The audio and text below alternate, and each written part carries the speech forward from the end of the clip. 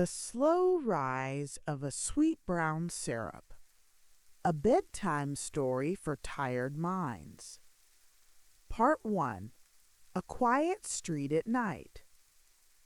Coca-Cola and related marks are registered trademarks of the Coca-Cola Company. This is an informal fan-made bedtime story, not official company content. This story is not financial investment or health advice. It is simply a gentle telling of how something ordinary came to be. Welcome. You are here now. You are lying down or perhaps sitting somewhere comfortable, and the day is behind you. Whatever happened today, the tasks completed, the words spoken, the small frustrations and small victories, all of that can wait outside this moment. Right now, there is only this, your body, your breath, and a quiet story about to begin. Let's start with your breathing. Not changing it, just noticing it. Feel the air enter through your nose or mouth. Feel it travel down, expanding your chest, your belly. And then feel it leave slowly, carrying with it a little bit of the day's tension. Just notice. In and out. In and out. There is no right way to breathe here. However you are breathing is exactly right. Now, if you like, take one slow, deep breath. Let it fill you completely, your lungs, your ribs, your whole torso, expanding gently. Hold it for just a moment at the top, and then release it slowly, like letting air out of something soft. Feel your shoulders drop slightly as the breath leaves. Good. Take another slow breath now. In through your nose, filling your chest. Hold gently. And release. Let the exhale be longer than the inhale. Let it carry tension away. One more breath. This one even slower. Feel your belly rise as the air comes in. Feel the pause at the top, that moment of fullness. And then let it go all the way out until your body settles deeper into wherever you are resting. Your mattress, your pillow. The surface beneath you, holding your weight, asking nothing of you in return. Now let your breathing return to normal. You don't need to think about it anymore. Your body knows how to breathe without your attention. It has been doing this all day, all your life, without asking for help. Trust it to continue. Let your attention move to your jaw. Is there any tightness there? Any clenching you didn't notice until now? Let your jaw soften. Let your teeth part slightly.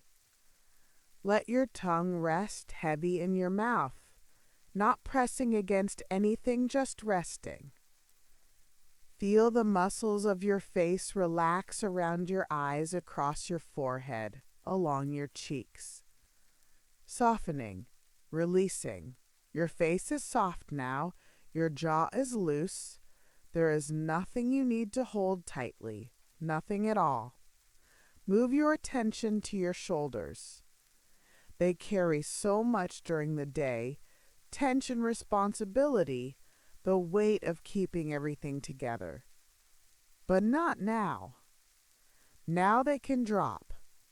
Feel them sink away from your ears, settling down toward the bed, toward the floor, toward the earth beneath you. Heavy and relaxed. Let them go. And your hands. Where are your hands right now? Notice them without moving them. Feel the weight of each finger, the warmth of your palms. If there is any tension there, Any curling or gripping, let it release. Let your fingers uncurl, your palms open slightly. Your hands have done their work for today. They can rest now, soft and still. Feel your whole body now as a single thing lying in the dark or the dim light held by the bed covered by the blanket. Feel the weight of yourself pressing gently into the mattress. The mattress presses back, supporting you. You don't have to hold yourself up. You can let go completely. The bed will hold you. The night will hold you. The story will hold you. You are ready now, settled, soft. The story can begin. Imagine a street, a quiet street in a southern city on a night more than 100 years ago. The city is Atlanta, Georgia, though the name matters less than the feeling of the place. It is late past the hour when most people have gone to bed. The shops along the main street are dark, their windows reflecting the faint glow of gas lamps that flicker on their posts. The air is cool. Not cold, but cool, in the way that late spring nights can be in the South, when the heat of the day has faded and a gentleness settles over everything. You can feel this coolness on your skin if you imagine standing there, a soft touch on your cheeks, your forearms, the backs of your hands. The air smells faintly of wood smoke from distant chimneys, of damp earth, of something green and growing.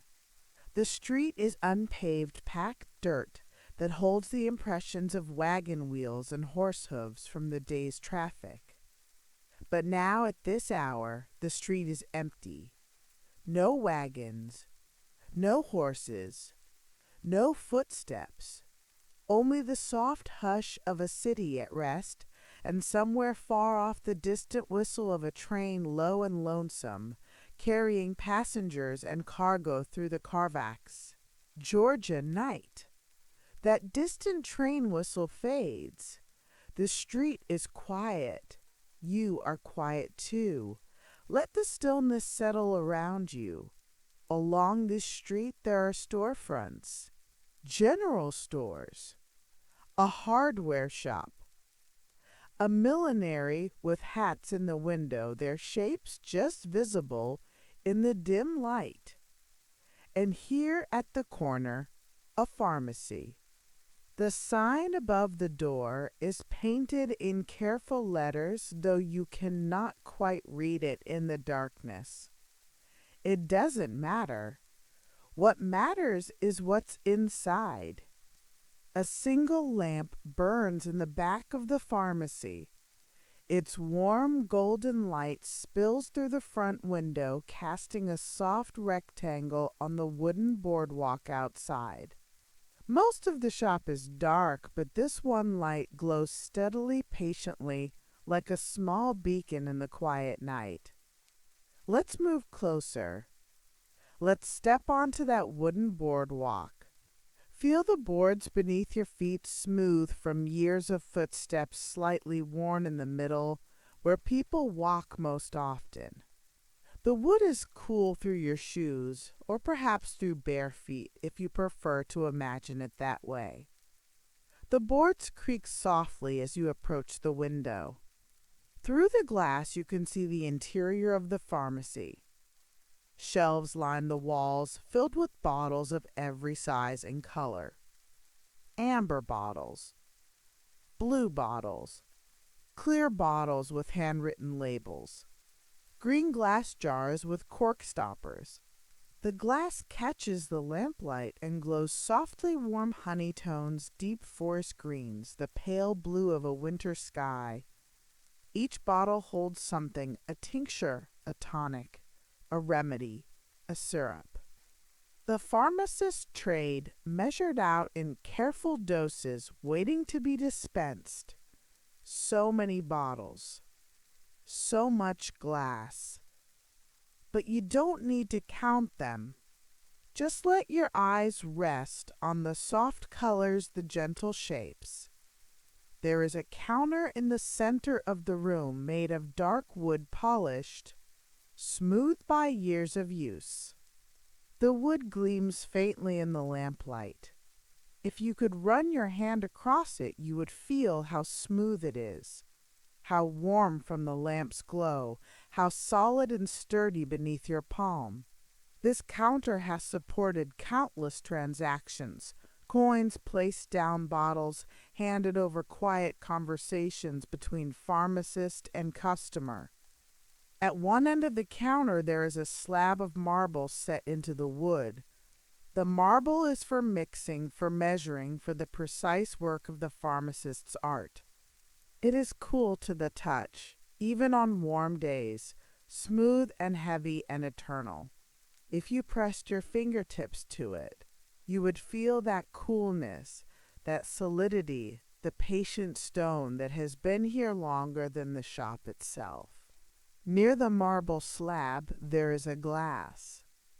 A tall glass, empty now, sitting beside a pitcher of water. The glass is simple clear with a heavy base that keeps it stable.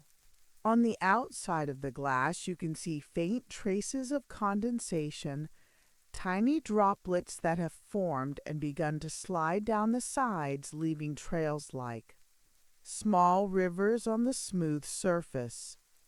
Even empty, the glass remembers the cold drinks it has held, the ice that has melted inside it, the lips that have pressed against its rim.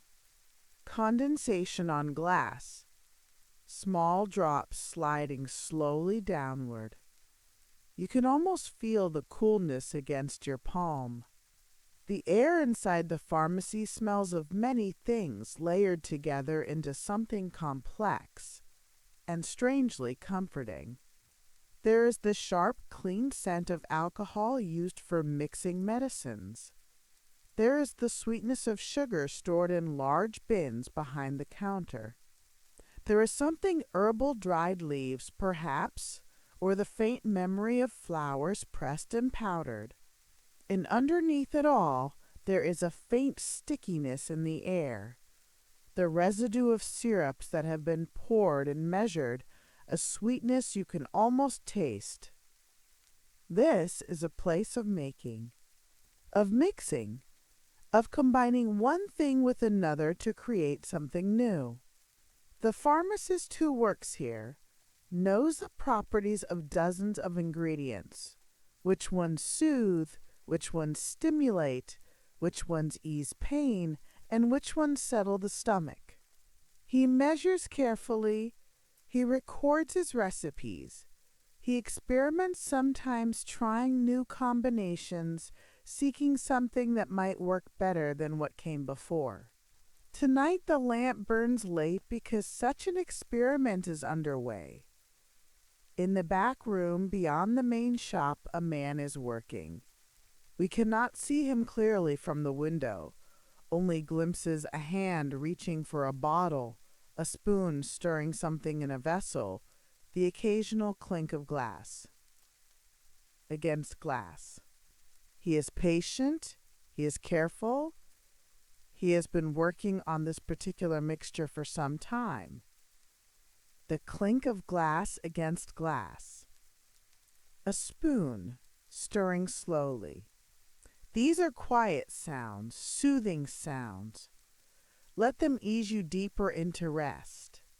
In his workroom there is a kettle not for tea, but for heating mixtures, for dissolving sugars into syrups, for warming ingredients until they blend. The kettle is made of brass burnished from years of use, and it sits over a low flame. Inside a liquid is warming slowly. It is dark, the color of strong coffee, of molasses, of shadows, pooling in the corners of a room. As it warms, the liquid becomes more fluid, easier to work with. The pharmacist lifts a spoon and dips it into the kettle. He raises it slowly, watching the liquid drip back. It falls in a long, slow thread, dark and heavy stretching, as it descends thinning until it breaks and drops back into the kettle. A single drop of dark syrup falling through warm lamplight. He watches it fall, noting the consistency, the color, the way it moves. He is getting close to something. He can feel it. A single drop of syrup, falling slowly, dark and sweet. Watch it fall in your mind's eye, slow and heavy and warm. We do not need to know yet what he is making. We do not need to know the ingredients, the proportions, the purpose. That will come later in its own time. For now it is enough to know that he is working, that the lamp burns, that the syrup warms, that somewhere in this quiet pharmacy, on this quiet street, in this quiet city, something new is taking shape. Outside, the night continues. A cat crosses the street, silent on soft paws. A cloud passes over the moon, dimming the light for a moment, then moving on. The gas lamps flicker in a breath of wind, then steady themselves. The city sleeps unaware of the small lamp burning in the back of the pharmacy, unaware of the man and his kettle and his slowly warming syrup. And you too can let these small sounds be the only sounds you hear. The counter beneath his hands is cool, even though the room is warm from the low flame. He rests his palms on it for a moment, feeling the solid wood, the smoothness where it has been worn by years of use. There is comfort in this coolness, this solidity. The counter has been here longer than he has. It will be here after he is gone. For now it supports his work, holds his tools, offers its patient surface for whatever he needs to do. He picks up a glass stirring rod, a simple thing, just a stick of glass rounded at the end so it won't scratch the kettle. He dips it into the syrup and begins to stir slowly in small circles. The motion is unhurried. There is no clock driving him forward, no deadline pressing. Just the slow rotation of the rod through the dark liquid, the gentle resistance of the syrup against the glass. As he stirs, he watches the surface of the syrup. It moves in slow swirls, catching the lamplight, showing dark currents within dark liquid. Now and then he lifts the rod and lets the syrup drip back. A single drop forms at the tip, heavy and dark. It stretches as it falls, thinning into a thread, then breaking free and dropping back into the kettle with a sound too soft to hear. A single drop of syrup falling. Watch it in your mind, slow and heavy, stretching, falling, gone. He makes a small adjustment, a pinch of something from a jar, a few more drops from another vial. Each addition is tiny, almost imperceptible, but he knows that small things accumulate into larger effects. A little more sweetness, a little less sharpness. The balance shifts by degrees, moving towards something he will recognize when he tastes it. Not yet, but soon. The flame beneath the kettle flickers slightly, responding to some small draft in the room. The syrup continues to warm, not boiling, just gently heated, its flavors mingling and deepening. Pemberton is patient. He has learned that patience is the most important ingredient in any mixture. Rushing leads to mistakes. Waiting leads to something better. Outside, the night continues its slow passage. Somewhere far away, a train sounds its whistle, a long, low note that rises and fades, carrying across the sleeping city like a sigh. The sound is so distant it barely registers, more felt than heard, a vibration in the air that passes and is gone. The train is moving through the dark, carrying passengers and cargo to places far from here. But here in this small room, nothing moves except the slow stirring of syrup in a brass kettle. The distant train hush fades into silence. The night holds its breath, and you can rest in that held breath, that perfect stillness. Let us move forward now, past the hours of quiet work, past the final adjustments and the careful recording of notes. The syrup is finished. It sits in a glass jar, dark and still waiting to be tried. Pemberton has sealed it with a cork and set it aside to cool. Tomorrow he will take it to a pharmacy down the street, a place with a marble counter and a soda fountain where people come to drink carbonated water mixed with sweet syrups. Morning comes. The city wakes. The streets fill with the sounds of wagons and voices of horses and footsteps of a day beginning. Pemberton walks the few blocks to the pharmacy, carrying his jar of syrup wrapped in cloth to keep it safe.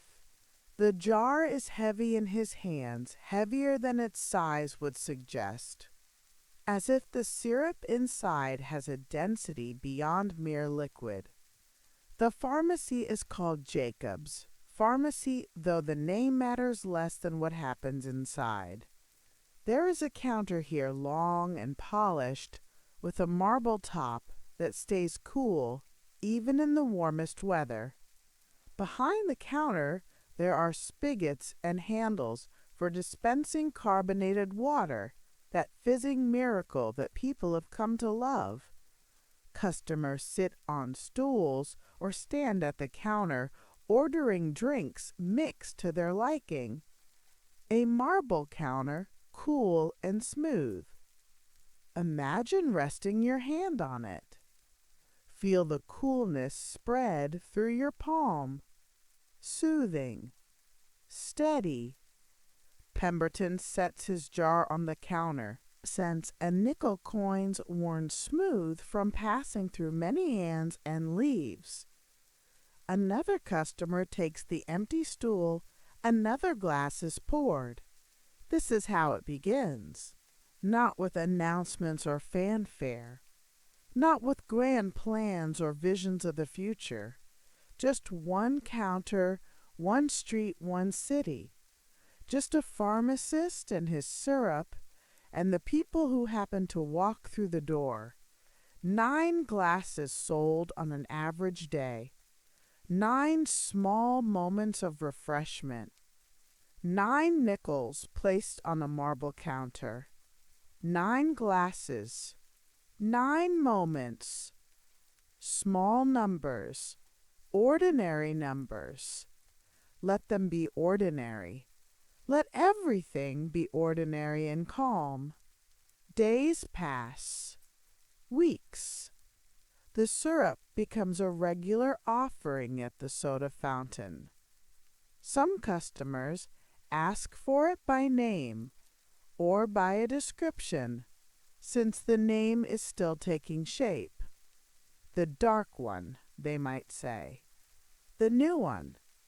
The one that tastes like nothing else. Word spreads slowly the way word spreads in a city where people talk to their neighbors and remember what they liked. Pemberton watches from a distance, pleased but quiet about it.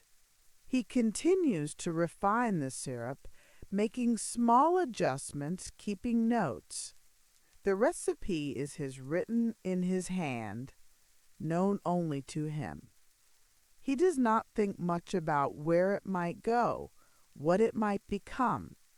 He is a pharmacist, not a fortune teller. He makes things and sees what happens. But others are beginning to notice.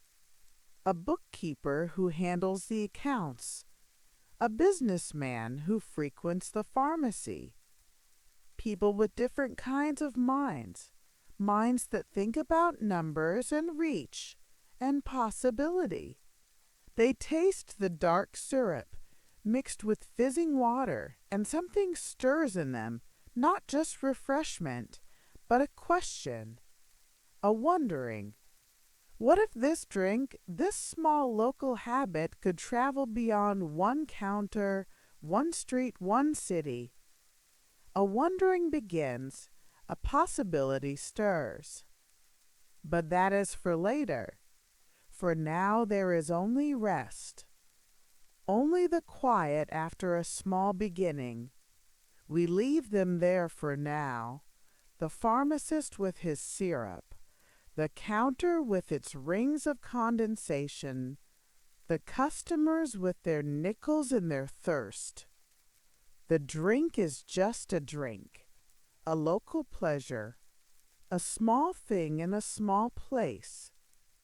But small things have a way of growing given time, given patience, given the slow accumulation of one glass after another, one day after another, one quiet moment after another.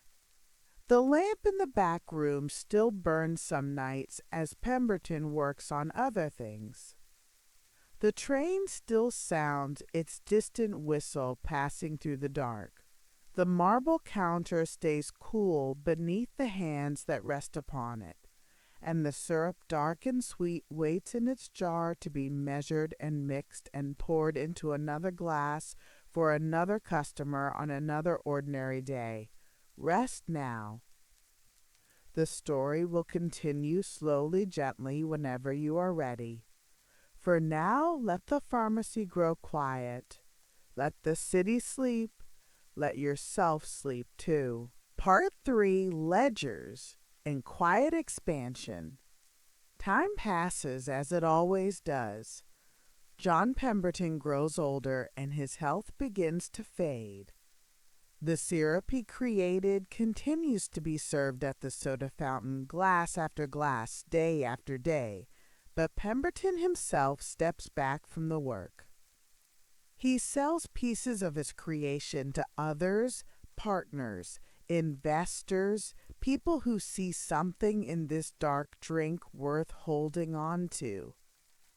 And then in the summer of 1888, Pemberton dies quietly, leaving behind his recipe, his name written in a ledger, and a drink that has not yet found its full shape. We do not need to linger on the sadness of this. Death comes to everyone, and Pemberton's passing is gentle, unremarkable, the end of one chapter before another begins. What matters for our story is what happens next, who picks up the thread and carries it forward. And so we turn our attention to a new figure, a man named Asa Candler. Candler is a different kind of man than Pemberton, where Pemberton was an experimenter, a mixer, a creator of things. Candler is an organizer. He thinks in systems. He sees patterns. He understands how small things can be made larger through careful attention and steady effort. He is not flashy or dramatic. He is thoughtful, methodical, the kind of person who writes things down and follows through.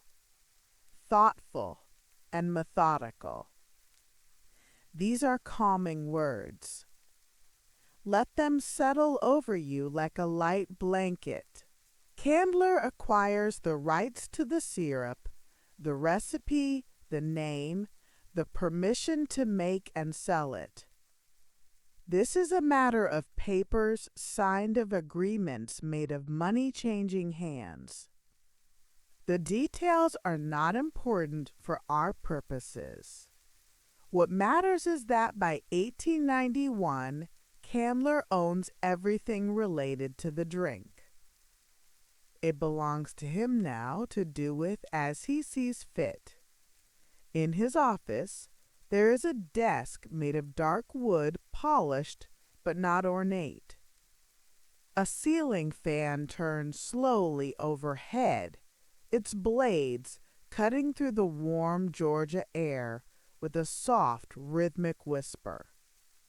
The fan does not cool the room so much as stir it, moving the warmth from one place to another, creating a gentle current that rustles the papers on the desk. Candler sits in his chair and feels this faint breeze on his face, on the backs of his hands, and it is enough. On the desk there are ledgers. Large books with leather covers their pages lined in pale blue, filled with columns of numbers written in careful ink. Candler opens one and runs his finger down a column, adding figures in his head, checking the work that has already been done. The numbers tell a story: how much syrup was made, how much was sold, how much money came in and went out. It is a quiet story, told in arithmetic, but Candler finds it satisfying. Columns of numbers. Careful ink. The soft scratch of pen on paper. These are peaceful sounds, peaceful images. Let them quiet your mind. He registers the name officially so that no one else can use it. This is called a trademark, a way of saying, this name belongs to this product and only this product. The paperwork is filed, the fees are paid, and the name becomes protected. It is a small legal step, a matter of forms and signatures, but it means something. It means the name has value worth guarding. The pen in Candler's hand is smooth and heavy, made of metal, with a wooden grip worn soft from use. He dips it in the inkwell and writes another line in the ledger, the nib scratching gently across the paper. The paper itself has a texture slightly rough, absorbent, the kind that drinks ink without letting it spread. He blots the line with a piece of felt and moves on to the next entry. Outside the window, the street is quiet. In the afternoon heat, the sounds of the city muffled and distant. Candler also secures the recipe itself. The formula for the syrup is written down in Pemberton's hand, and Candler keeps it safe. He does not share it widely. The fewer people who know exactly what goes into the syrup, the harder it will be for anyone to copy it. This secrecy becomes part of the drink's identity, something special, something that cannot be replicated, a mystery in a glass. A mystery in a glass. You don't need to solve it. Border Bay more. To travel. But not yet. For now, everything rests. The ledgers close. The lamps dim. The city settles into sleep, and you can settle too. Part 4 glass and the quiet hum of making. The idea of bottling, which had waited so patiently in the back of Candler's mind, finally finds its moment. 2 men from Chattanooga, Tennessee, lawyers by trade, but dreamers in their way, come to Atlanta with a proposal. They want to put the drink in bottles. They want to seal it up and send it out into the world, beyond the reach of soda fountains, into homes and picnics and places where marble counters do not exist. Candler listens. He considers. And then in the summer of 1899, he agrees. The details of the agreement are simple enough: the rights to bottle the drink, granted for a symbolic price, a partnership formed on a handshake and a signature. We do not need to dwell on the paperwork. What matters is what happens next. The first bottling plant opens in a simple brick building on a quiet street, and the drink begins to learn a new way of traveling. The building is nothing remarkable. Red brick 2 stories windows that let in the morning light. Inside there is machinery, not the complicated machinery of later years, but simpler things, early things.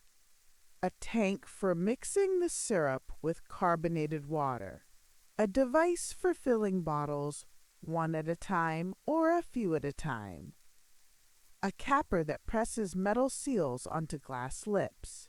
The machinery hums when it runs a low and steady sound, the heartbeat of a small operation just beginning to find its rhythm.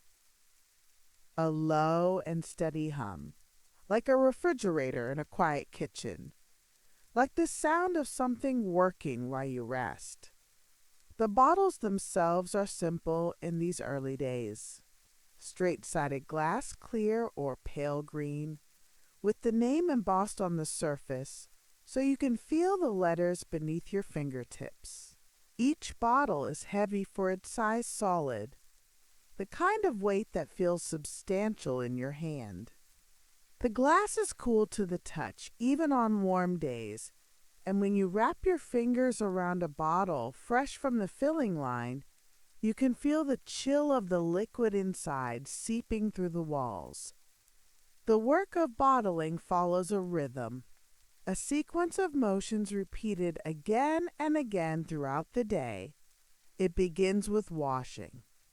The bottles arrive dirty from their previous use, returned by customers collected from shops gathered in wooden crates and brought back to the plant.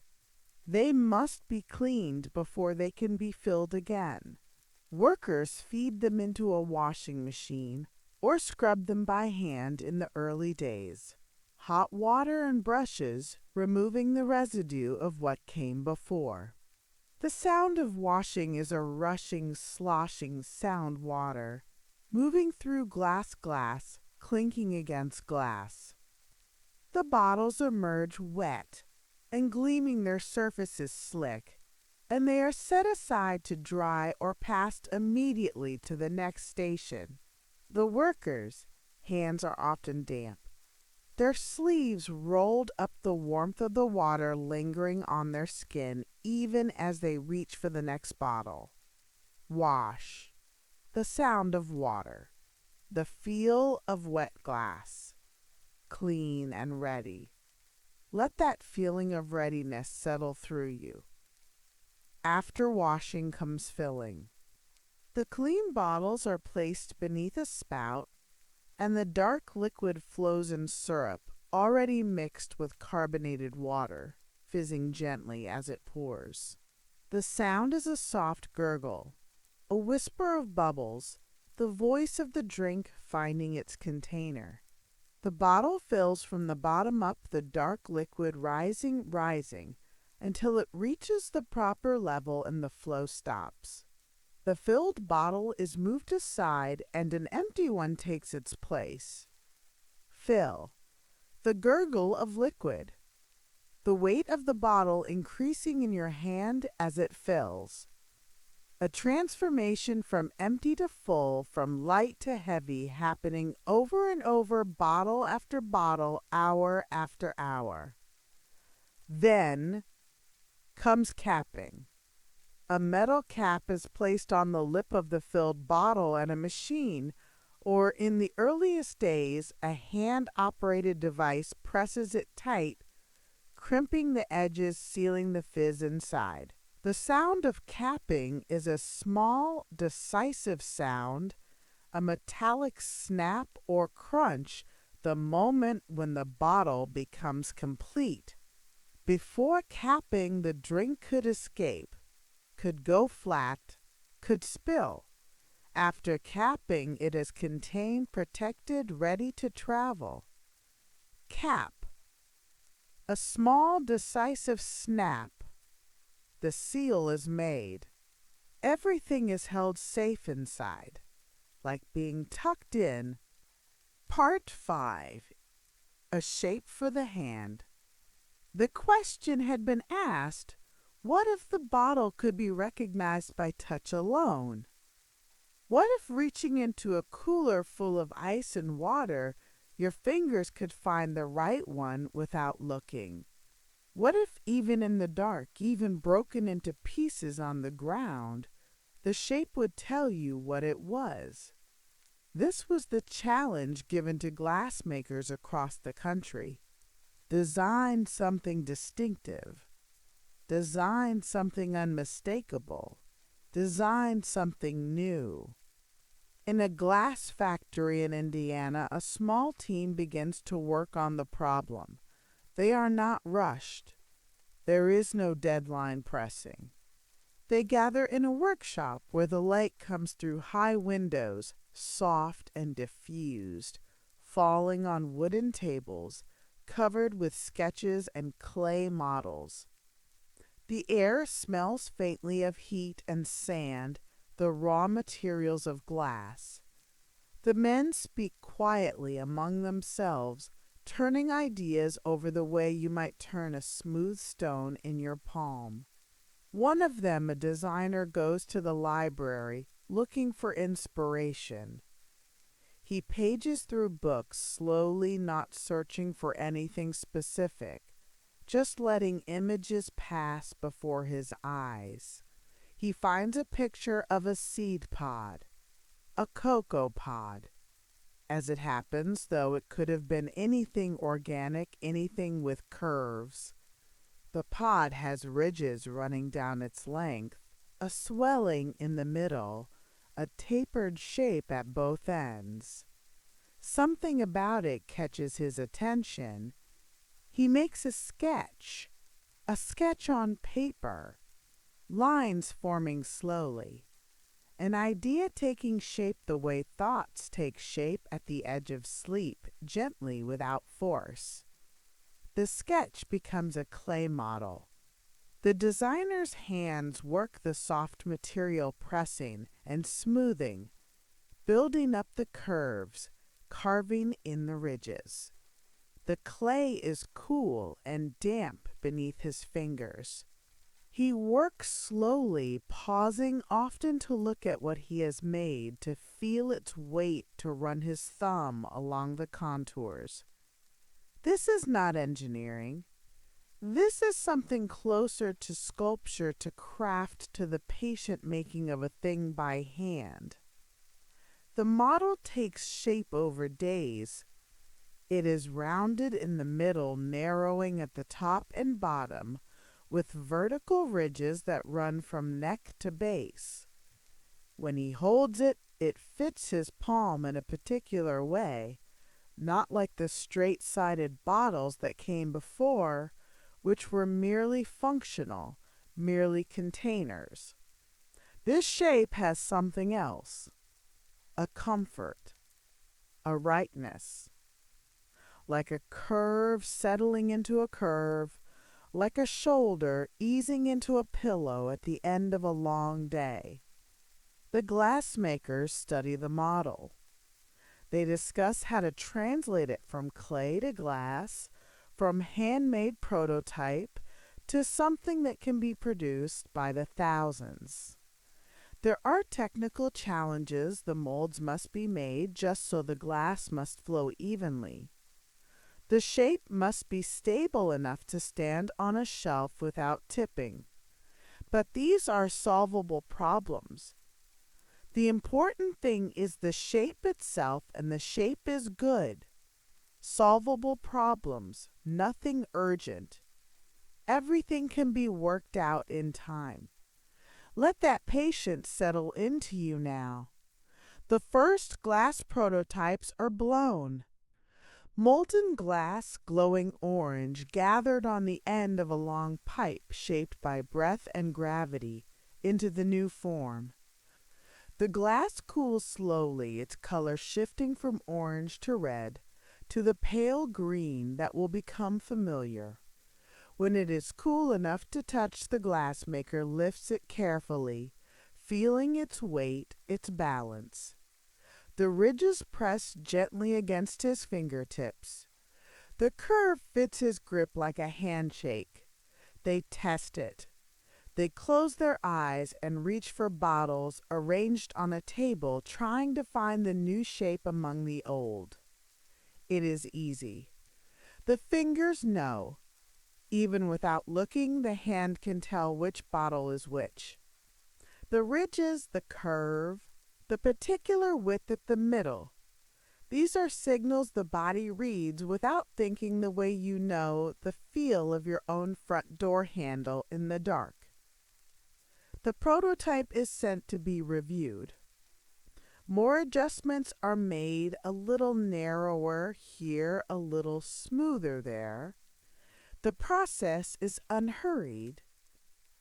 Careful the work of people who understand that getting it right matters more than getting it done quickly. Finally, a version emerges that satisfies everyone. It is approved. It is patented. Flickering light in a dim room. Soft images. A feeling of warmth. Let these images be gentle, like memories seen through frosted glass. But we do not need to dwell on the images themselves. They were just invitations, gentle suggestions, reminders that the drink was there if you wanted it. What matters more is what they pointed to, the moment of drinking itself, the bottle in the hand, the hiss of opening, the first cold sip. These things have not changed, no matter how many signs were painted or jingles sung. The experience remained simple. While the signs were being painted and the melodies were being hummed, the drink was also traveling farther, not just across the country now, but across oceans, to other lands, other languages, other ways of living.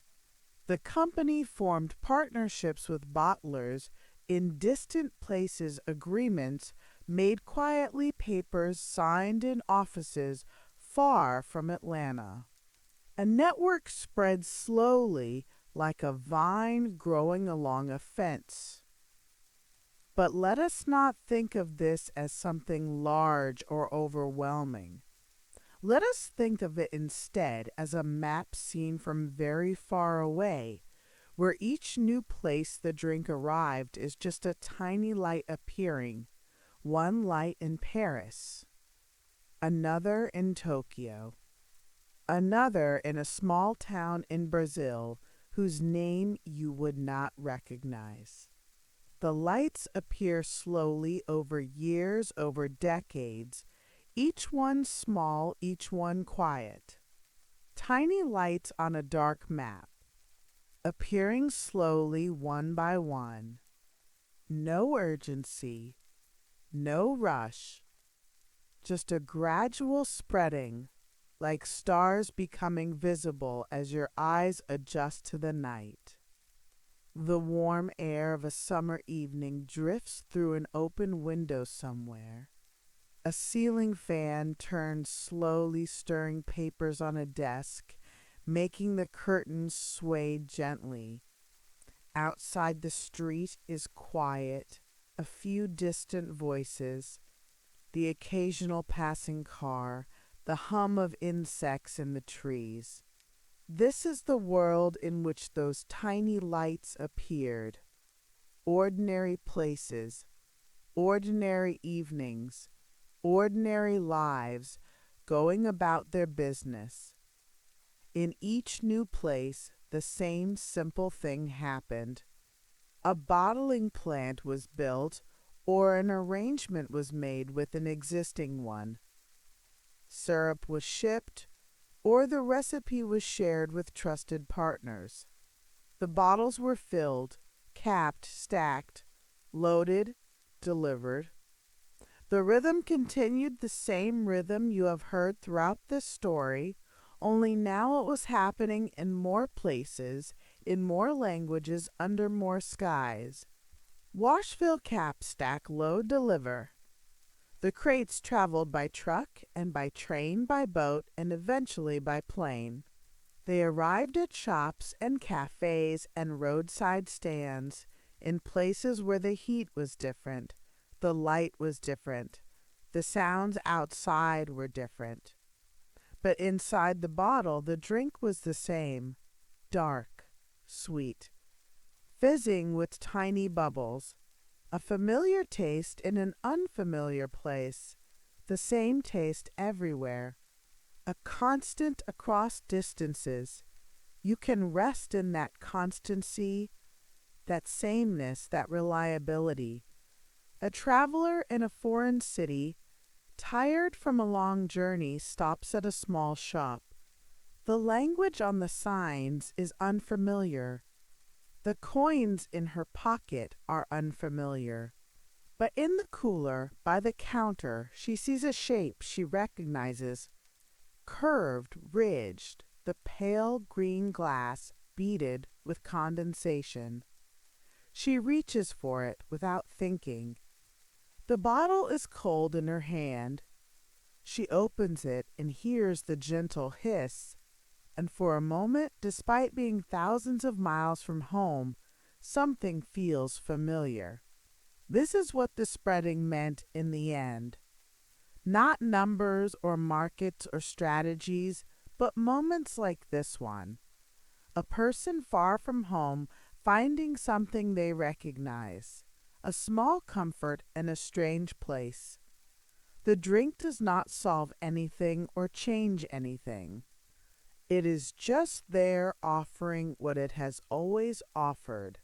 A cold sip, a sweet taste, a brief pause in the day. The company grew larger, of course. More offices, more employees, more complexity. But you do not need to think about any of that. The offices are far away in cities you are not visiting tonight. The complexity does not concern you. What concerns you, if anything does, is much simpler.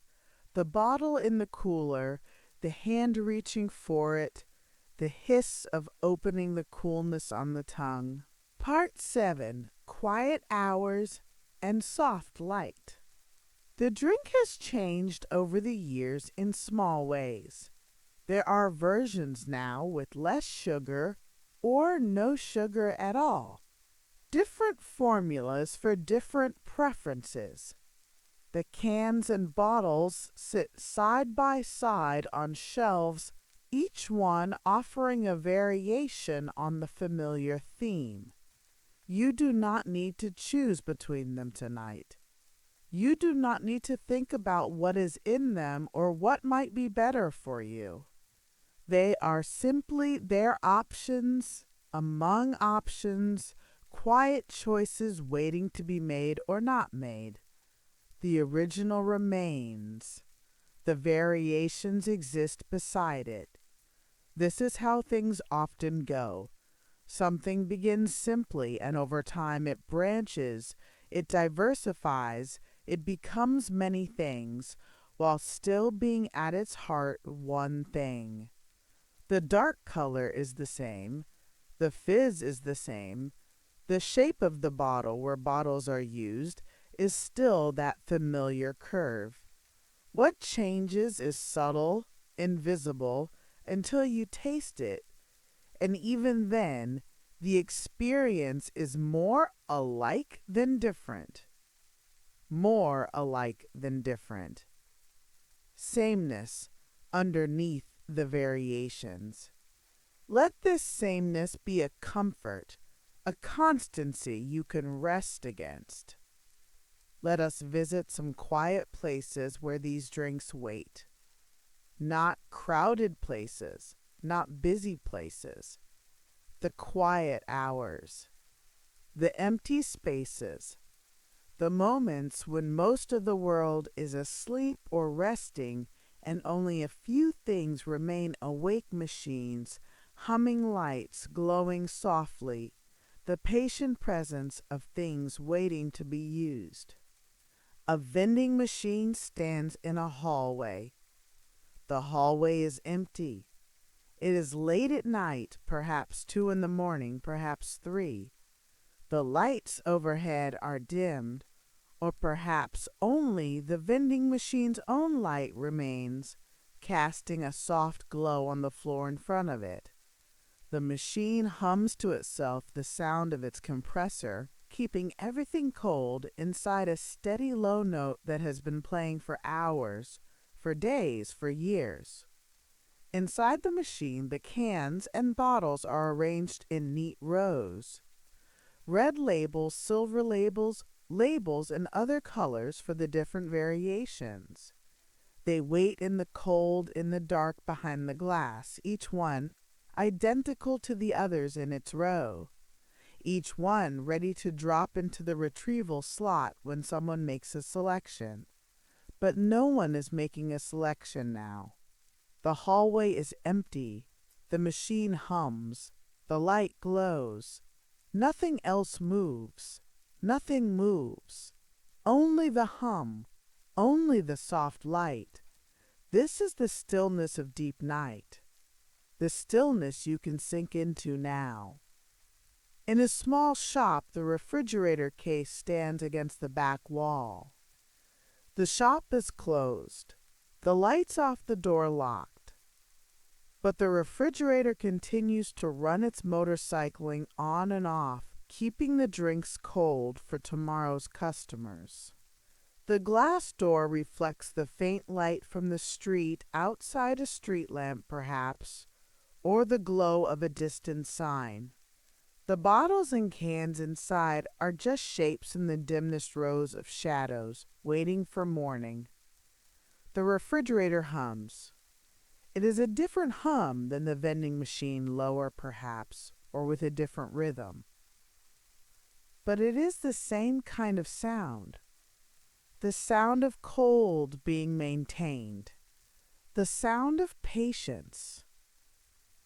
The sound of something working quietly through the night so that the drinks will be ready, will be cold, will be waiting when someone wants them.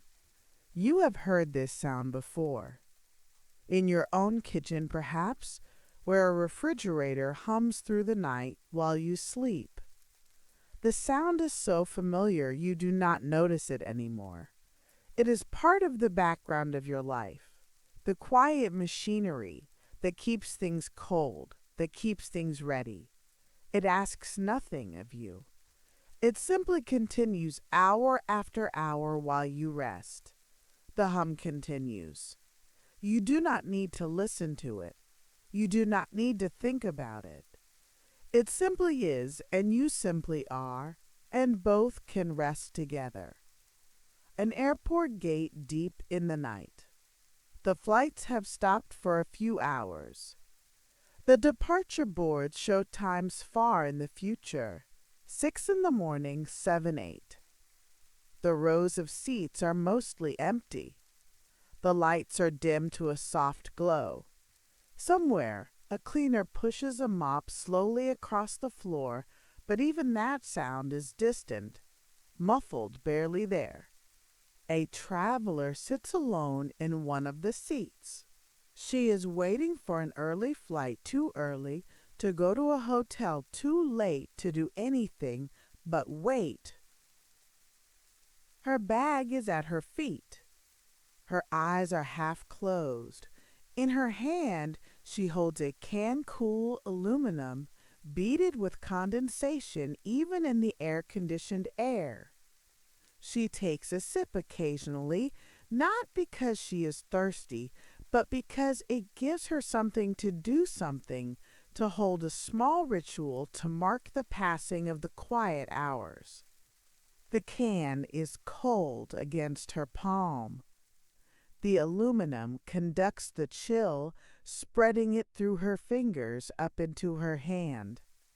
She can feel the curve of the can, the slight ridges where her fingers grip.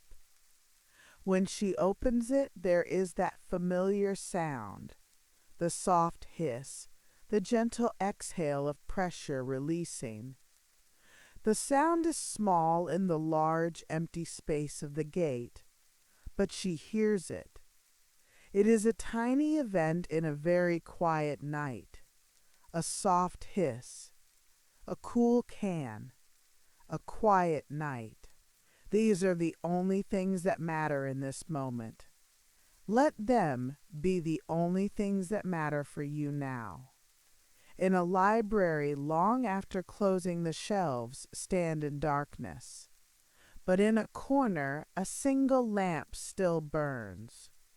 A student sits at a table, books spread before her, a notebook open, a pen in her hand. She is studying for something, an exam, a paper. It does not matter what. The hour is late. Her eyes are tired. The words on the page have begun to blur. Beside her books, there is a bottle. She bought it hours ago from a machine somewhere in the building, and now it is nearly empty, the last inch of liquid warming toward room temperature. She does not drink from it anymore. It is just there, part of the landscape of her evening, a companion through the long hours of reading and writing.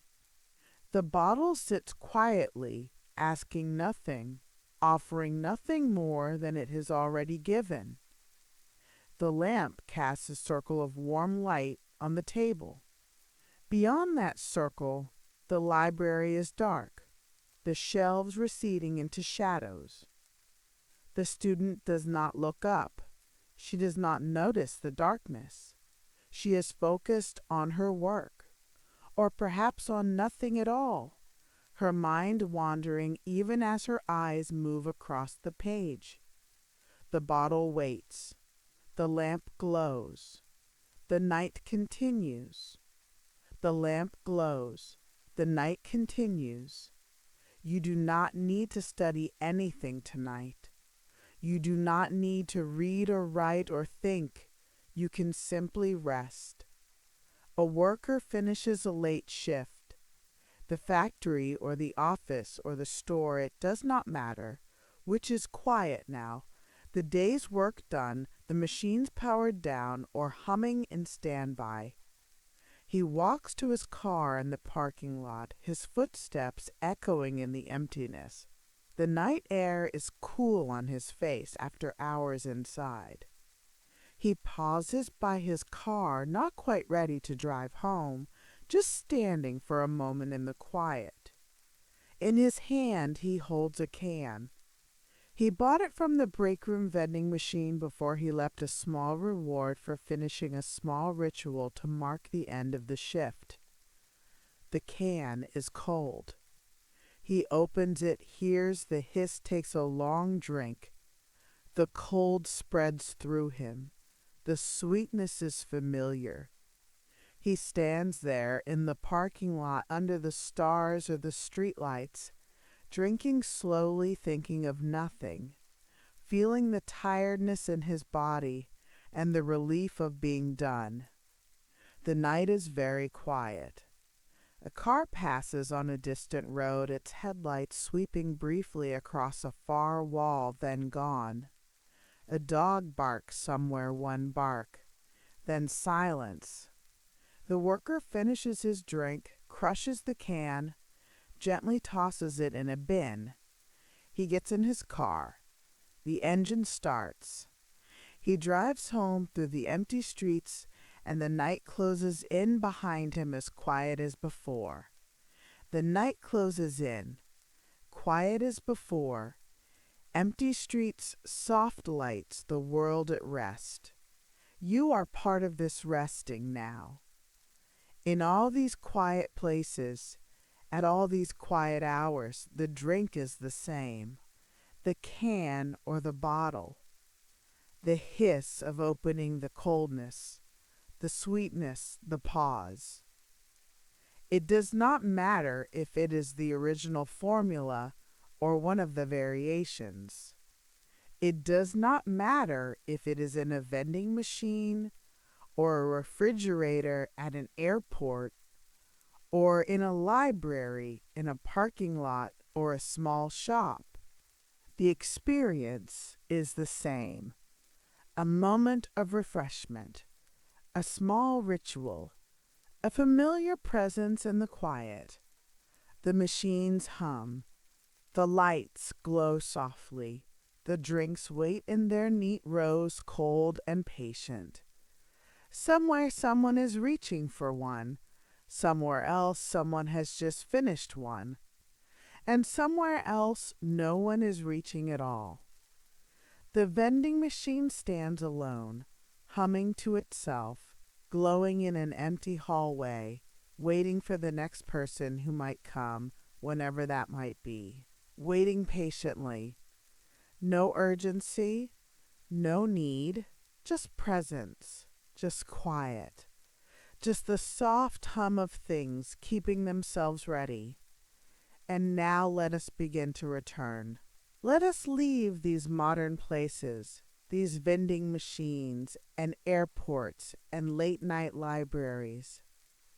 Let us travel back, not in miles, but in feeling toward something older, toward a quieter kind of night, toward a lamp burning in the back of a pharmacy a long time ago. The vending machine fades.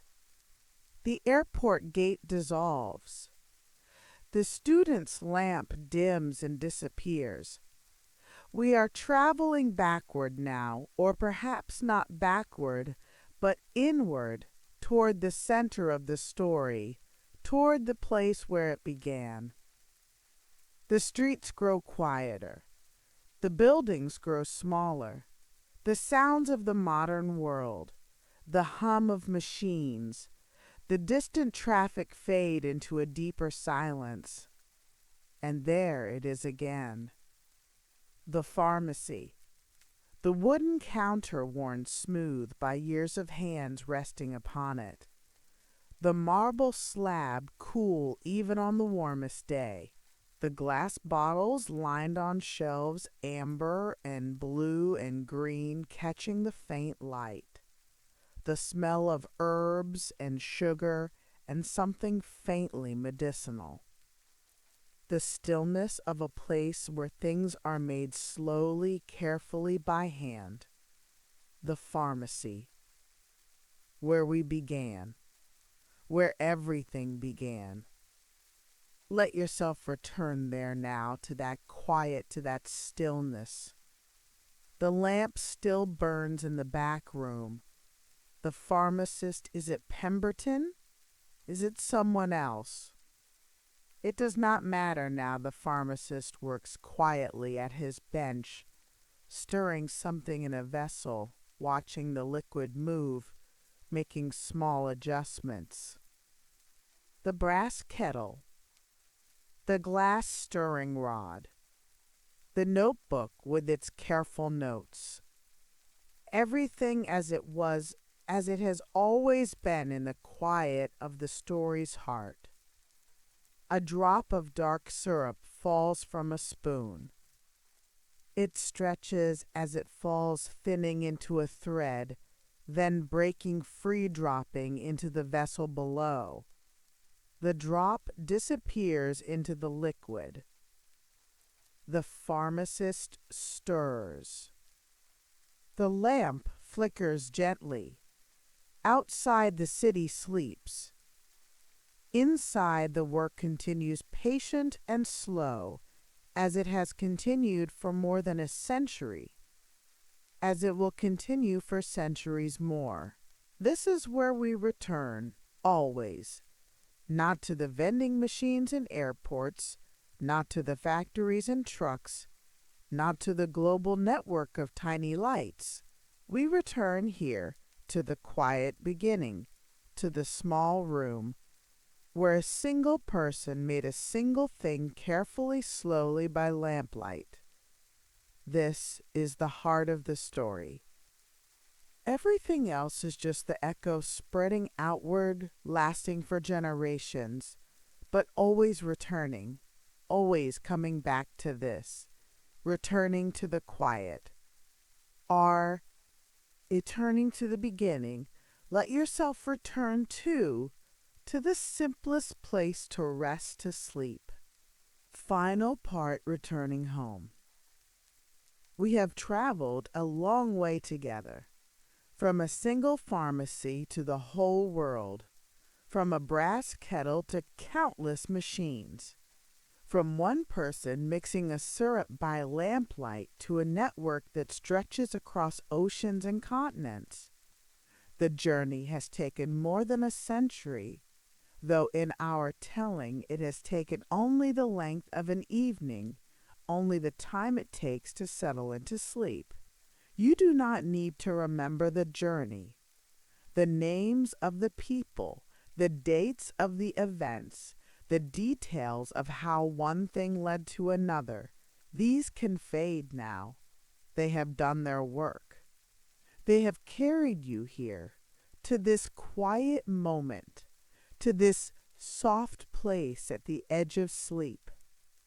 You can let go of the names and dates, the facts and figures, and simply rest.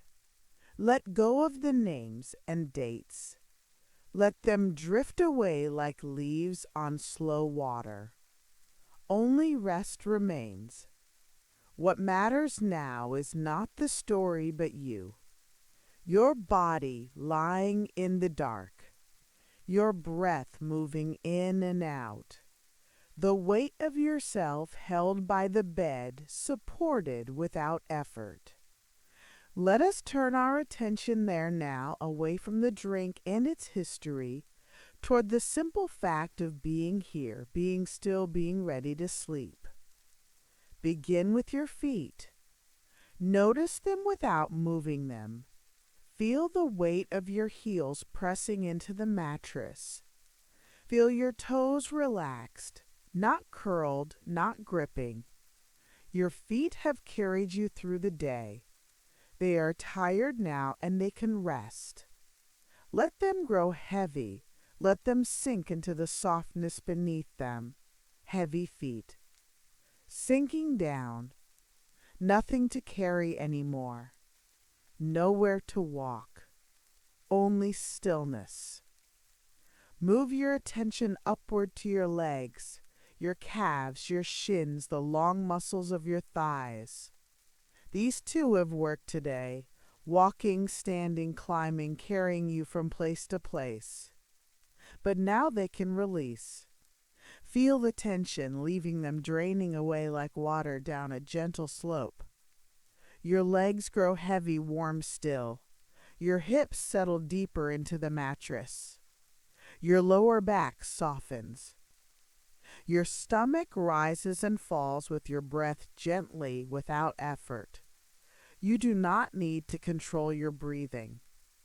It happens on its own, the way your heart beats on its own, the way sleep will come on its own if you let it. Just notice the rising and falling. Just feel the soft rhythm, rising and falling, the rhythm of rest. Let it carry you. Your chest expands and contracts. Your ribs move gently outward, then return. Inside your chest, your heart beats its slow, steady beat, a rhythm you have heard your whole life, though you rarely notice it. It does not need your attention. It does not need your help. It simply continues faithful and patient while you drift toward sleep.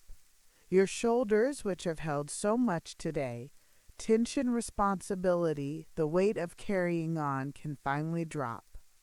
Let them fall away from your ears. Let them spread wide and heavy against the bed. There is nothing to hold up now, nothing to carry. The night is doing the holding for you. Nothing to hold, nothing to carry. The night holds you instead. Your arms lie at your sides or folded across your chest or wherever they have come to rest. Feel their weight. Feel your elbows, your forearms, the soft inner surface of your wrists. Your hands are open or gently curled, not gripping anything. Your fingers are still. Your palms are warm. Let them be exactly as they are. Your neck softens. The small muscles at the base of your skull release. Your jaw unclenches. Perhaps you did not know it was clenched until now. Let your teeth part slightly. Let your tongue rest heavy in your mouth, not pressing against anything. Let your lips be soft, your eyes are closed or closing. The muscles around them relax. Your forehead smooths. Your brow unfurrows. Your whole face softens, becoming peaceful, becoming still. There is nothing to look at now, nothing to read or watch or search for. Only the soft darkness behind your eyelids, warm and safe. Soft darkness. Warm and safe. You are held. You are ready. Sleep is near. And now one last return. We step outside the story entirely. We leave behind the drink and its bottles, the machines and the deliveries, this century of growth and change. We step outside onto a quiet street in a city that is sleeping. The hour is very late. The lamps have dimmed. The doors are closed. Above, if we look up, there are stars. The street is empty. No wagons, no trucks, no footsteps. Only the soft sound of night itself, a breath of wind, a distant rustle, the quiet that exists when everything human has gone to rest. The buildings are dark shapes against a darker sky. The windows reflect nothing. The world has turned inward, turned towards sleep. Somewhere on this street, there is a building where a light once burned late, where someone once worked quietly mixing something in a vessel, watching drops fall from a spoon. But the light is off now. The work is done. The building sleeps like everything else, holding its memories inside its walls, holding its history in the grain of its wood and the cool of its marble. The light is off. The work is done. Everything rests. Everything sleeps. And you can too. The story ends here. Not because there is nothing more to tell, but because this is the right place to stop. At the quiet end of a long journey, at the soft edge of sleep. The drink will still be there tomorrow and the next day, and for many days to come. But you do not need to think about tomorrow. You do not need to think about anything at all. Now let everything soften. The edges of thoughts grow hazy. The boundaries between one thing and another begin to blur. There is only warmth, only weight, only the slow pulse of being alive and being at rest. Soft, dark, warm, slow. These are the only words that matter now.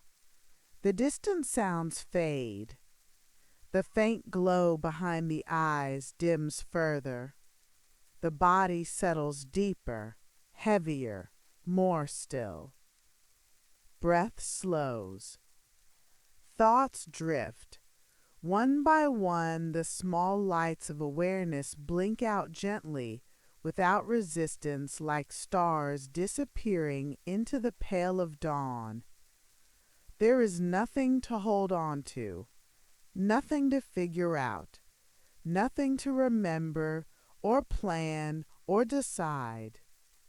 Only this, only here, only now, only the soft, dark, warm, slow drift toward something deeper, something quieter, something like rest, something like peace, something like sleep.